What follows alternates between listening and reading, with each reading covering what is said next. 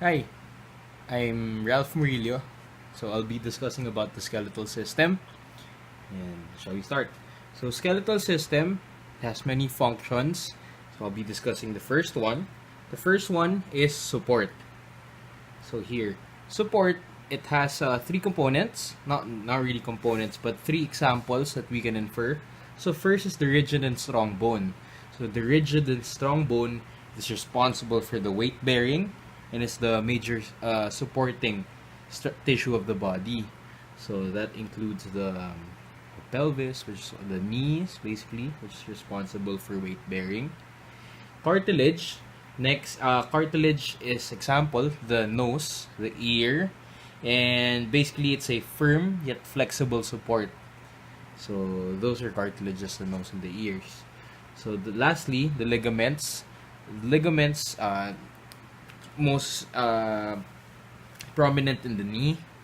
Ligaments are responsible for preventing excessive translation of the bones that are responsible for each. So that also basically ligaments are strong, fibrous connective tissues. Okay.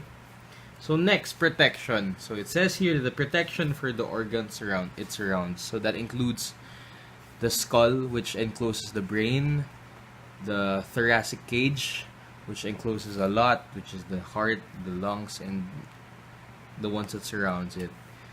So the third one, which is movement.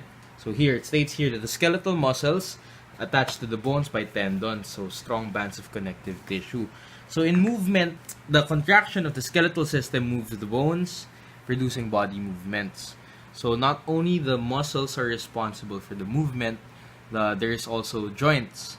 So the joints are basically two attachments of bones, and they give freedom of movement for the muscles not only to work on, but freedom of movement for the each bones. Okay, so next, fourth, storage.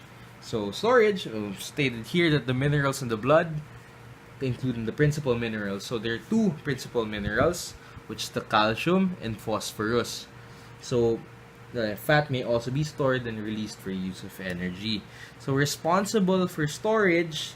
So it says here that blood levels of these minerals decrease. The minerals are released from the bone into the blood. So basically, we know that the calcium and phosphorus are the main source of minerals.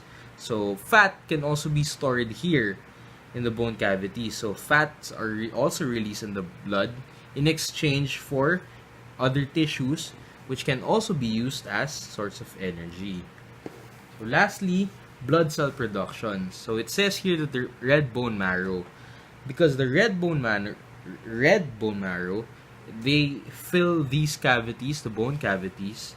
So basically, the bones contain cavities filled with the red bone marrow. Okay, so these are the functions that has support, protection, movement, storage, and blood cell production. Bone histology. So specifically for the bone matrix, we know that there are two components, which is the inorganic and organic. So the inorganic has 65%, while the organic has 35%. So okay, to differentiate, so the organic and inorganic has different parts. So the organic, we have two, which is the collagen and the proteoglycans. So collagen provides the flexible strength. I will show later on a picture of how it differentiates. So collagen provides flexible strength. We also have proteoglycans, and for inorganic, we have the hydroxyapatite, which is a calcium phosphate crystal. So I said earlier, the main source, the main minerals. So these provide the weight-bearing strength. So here is the photo that will differentiate both. So you can see here that the collagen is responsible for the flexible strength here,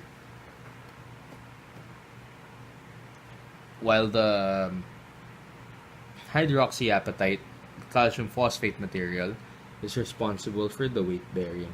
So you see the difference if these doesn't have collagen or any minerals. So you can see here it's too flexible. It can bend. And this one, without collagen, it will break easily. Okay, so for bone cells, we have two, which is the osteoblast and osteoclasts. So the osteoblasts, they're responsible for producing the bone matrix. So these osteoblasts will in turn become osteocytes. Okay? So again, it originates from the osteochondral progenitor cells. The next one will be osteoclast. So if the osteoblast is to produce, this one is to break down the bone. Okay? So if the osteoblast originates from the osteochondral progenitor cells, osteoclast on the other hand, it originates from stem cells in red bone marrow. Okay, so there's a classification of bone tissue, which are the woven and the lamellar bone. So woven, also known as fibrous bone, so these are characterized by haphazard organization of collagen fibers, and this mechanically weak kasi fibrous bone. Right? So the lamellar bone, which is a regular parallel alignment of collagen into sheets, and this mechanically strong. So there's a differentiation of each. Okay, so the next classification will be the amount of bone matrix relative to the amount of space. So here, you would see that there are two, which is cancellous bone, compact bone. So by the name itself, cancellous, which includes many spaces, and it says here that the internal layer, which is a honeycomb of trabeculae filled with red or yellow bone marrow. So you can see that the internal layer of honeycomb of trabeculae, a honeycomb of trabeculae would mean later on that it has spaces, and these spaces will have red or yellow bone marrow. So in the compact bone, by the name itself, compact, it's really dense, it's tightly fitted, and it includes few spaces. Okay, see, if you could see it, this is the trabeculae, and this is what they discuss about the honeycomb look. We also have the osteoblast, which is the formation of bone matrix, the osteoclast, which is the breakdown. So in cancellous bone, so lamellae combine to form trabeculae. So cancellous bone, it provides structural strength by the idea of the trabeculae. Alright? Okay. So compact bone, by the name itself, it's really dense and has few spaces. It has an organized lamellae. So here, so you can see the difference of the photo from the earlier, which is the cancellous bone, and here the compact bone. You can see that these are tight spaces here. So it says here that the canals with compact bone provide the means for the exchange of gases, nutrients, and waste products. Alright. Okay, so bone anatomy, we have four. First is the long bones. Long bones, in simpler terms, these are usually the ones in your limbs, appendicular limbs. So that includes your humerus, your femur, there's so many appendicular limbs you can include. So long bones, basically, they're longer and they are wide. So most bones of the upper and lower limbs. So short bones, on the other hand, they are about as wide as they are long. So these are usually your wrists and your ankles, which are your tarsals. Okay. So the third one, which is flat bone. So these are relatively thin, and as by the name itself, it's flattened. So the perfect example for a flat bone is your sternum. Okay.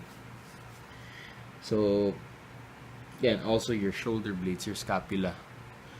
So lastly, the irregular bones.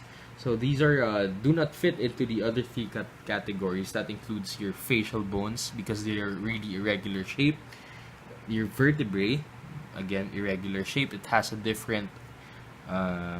It has facets. It includes a head and a body. So it has different shapes.